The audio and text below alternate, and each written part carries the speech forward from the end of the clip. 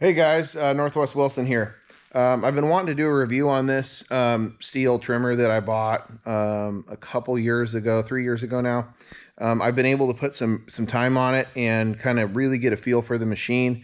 And it's one that I see reviewed sometimes. And if you go on the Stihl actual corporate pages, there's a lot of really kind of some negative feedback about it. I want to address that with some of my views on the tool. So here it is. This is a this is a Stihl KM94r. This is the Combi setup. So what that means is you can you twist this just like that, and then the machine splits in half. And what you can do is you can substitute in attachment pieces. So I had a pole saw on here, which is a really nice unit. Just your standard, there's your standard chain sheath, and then you have a chain on the inside with a bar.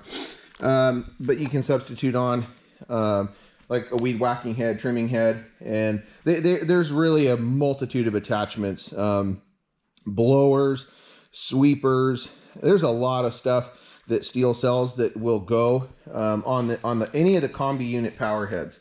So Stihl sells several different power heads that are called Combi units, and what separate those from, like for instance, a regular FS or FS 94R is a non-Combi, and that's just going to be a one-piece shaft with no brake in it, and you're going to be able to just run a line trimmer. And you see a lot of commercial landscape companies running a setup like that. I bought the Combi unit because I figured it's going to be a good way for me to buy attachments without having to buy a whole nother power head, so I don't have to maintain another power head. It's a little bit more money to go this route because of the interchangeability of it and some of the functions that it offers over just a standard fixed shaft setup. This is actually a two-stroke. So that's kind of a brief overview of the Combi, but the actual power head itself, I want to make something clear. This is a true two-stroke engine. This is not one of the Stihl four-mix designs that they have, where it's actually a four-stroke engine. This is actually their old tried and true two-stroke setup. And the way I look at it is the two-stroke setups and the four mixes from Stihl, you're still mixing fuel. You know, you're not putting in straight gasoline into the four mix. You're actually still mixing fuel. And the four mix, I know I've done a lot of research on them. They had a lot more engine issues with the four mix. The straight two cycle stuff is just bulletproof, and so that's the direction I want to go. And they're lighter. They're lighter power heads. I think this setup on the website, just this here, it's a little over 8 pounds, 8.5, 8.8. So yeah, it's I think it's plenty light. I can use it for a long period of time without any fatigue. It comes with a little strap on it for shoulder harness. They have other nicer ones you can buy, but actually I found that works pretty good. It does kind of take some fatigue off your shoulders or your arms if you're spending an hour straight weed whacking or whatever. I think the fuel economy on it is phenomenal. It's got actually a pretty large tank. It really does for its size. You can put a lot. I don't know why that ball's sticking in there. Oh, it's wrapped around a post. But I can fill this up with a 50-to-1 mix, and I can go out and weed whack for an hour and 20 minutes nonstop. I mean, wide open, and I will still have plenty of fuel in the tank. I've never actually been able to fill it up and do a project with it, whether I'm doing pole saw work, heavy duty weed whacking, brush cutter. I have a brush cutter head that can spin onto there. I've never actually gone out on a full tank and had to stop during the project to refuel. I think they start really easy. They start very reliably. I just haven't had any issues with it at all. Some people on the forums, or not the forums, but the Stihl website say that they're underpowered. I just don't see that. I mean, I really don't. I mean, does Stihl make a more powerful, you know, line trimmer? Yes, of course they do. But you're also paying for that in weight. And it, you know, if you've ever gone out and done, you know, a big field or a huge area that's, you know, you've got knee-high weeds going, sticker bushes, that kind of stuff, you know, a 15-pound, 18-pound line trimmer gets pretty heavy. So to me, weight was important, and I wanted to get a lighter machine. But anyway, I don't think there's any lack of power in this machine at all. I think it starts easily.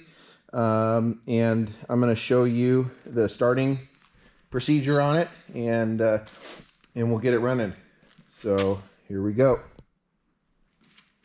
One thing you want to always remember when you've got the Combi unit, you don't want to start the unit, the Combi unit, with nothing in, no shaft extensions in, no tools in, I should say. You always want to have a attachment in. You need to have mass down here for the engine. So anyway, that's it. I mean, really, it's that easy. There's a red line right here on the shaft with an arrow that shows which way it goes. It's indexed, meaning you cannot put it in like this. You can't put it in sideways.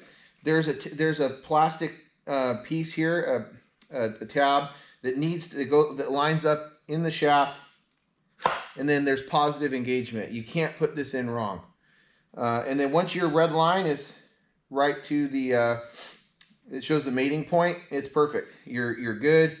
You give this a good tighten. You don't need to Hercules this thing. You just snug, and then you've got your unit. So the Stihl starting procedures are very universal across the line. I've always found it basically always works for me. I give it a few pumps on the primer, 2, 3, 4, 5. You know, I get 5 or 6 pumps. You'll see here, this is your choke setup. So this is in the choke off run position. So in order to choke this thing out, you're going to push it down and in, keep downward pressure on it, turn. Now you're in the full choke position. It's recessed in there, your full choke. So now what I do is I start cranking. So here we go.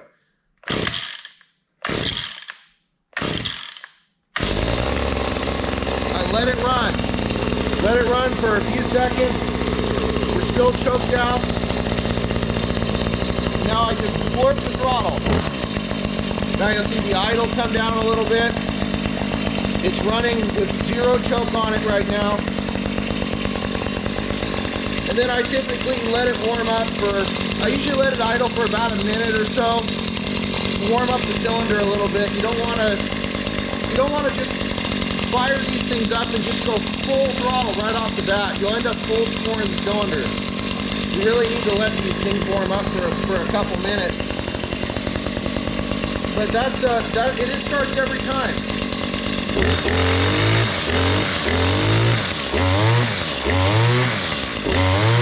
Great throttle response. And then your kill switch is right here. Now this is a cool thing. This actually has cruise control built onto it.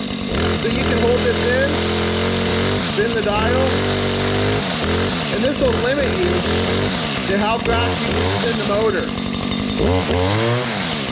All the way forward, wide open. If I want to dial it back for delicate work or stuff where you got to finesse in, like you know, round flowers where you got to watch your throttle, you can wheel it back and it'll limit you. That's wide open. It's kind of a neat feature. I don't really use it a whole lot, but I know a lot of professionals do. This is a professional grade power head. So here's your stop button. That's it. And then obviously after it's been running, you can just restart. No choke. That's it.